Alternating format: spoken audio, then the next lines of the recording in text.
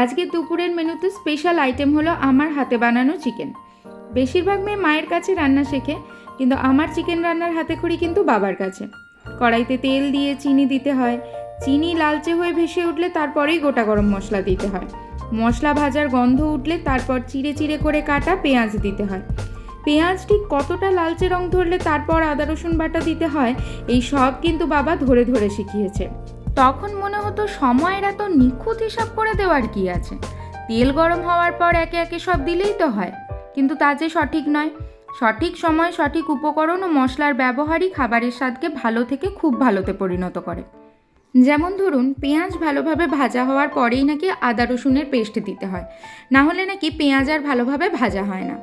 আবার যেমন ধরুন, আদা পেঁয়াজ রসুন ভালোভাবে অর্ধেক কষানোর পরেই কিন্তু হলুদ গুঁড়ো, লঙ্কা গুঁড়ো, ধনে গুঁড়ো, জিরে গুঁড়ো এই সমস্ত গুঁড়ো মশলা দেওয়ার নিয়ম, না হলে নাকি আদা রসুনের কাঁচা গন্ধ থেকে যায়।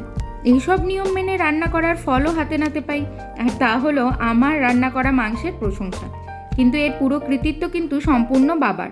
তাই বিশেষ দিনে, বিশেষ করে আমার জন্মদিনে মাংস রান্নার সম্পূর্ণ দায়িত্ব থাকতো কিন্তু বাবার ওপর।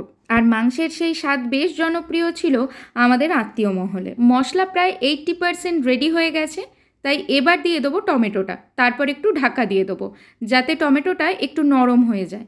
আর এটাই নাকি টমেটো দেওয়ার ঠিকঠাক সময়, সেটা বাবার কাছ থেকেই জেনেছি।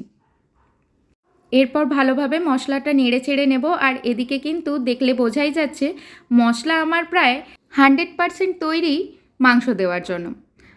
মশলা থেকে যতক্ষণ না ভালোভাবে তেল ছেড়ে বেরোচ্ছে ততক্ষণ পর্যন্ত কিন্তু অপেক্ষা করতে হবে মাংসটা চাপানোর জন্য।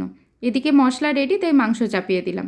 আর লীলা মজুমদারের পটদিদি থেকে জানতে পেরেছিলাম, ঝাল বাদ দিয়ে লঙ্কার গন্ধটুকু পেতে হলে রান্না হয়ে যাওয়ার পর 7 থেকে 8টা কাঁচা লঙ্কা তরকারিতে দিয়ে ওপর থেকে চাপা দিয়ে দিলেই বাজিমাত।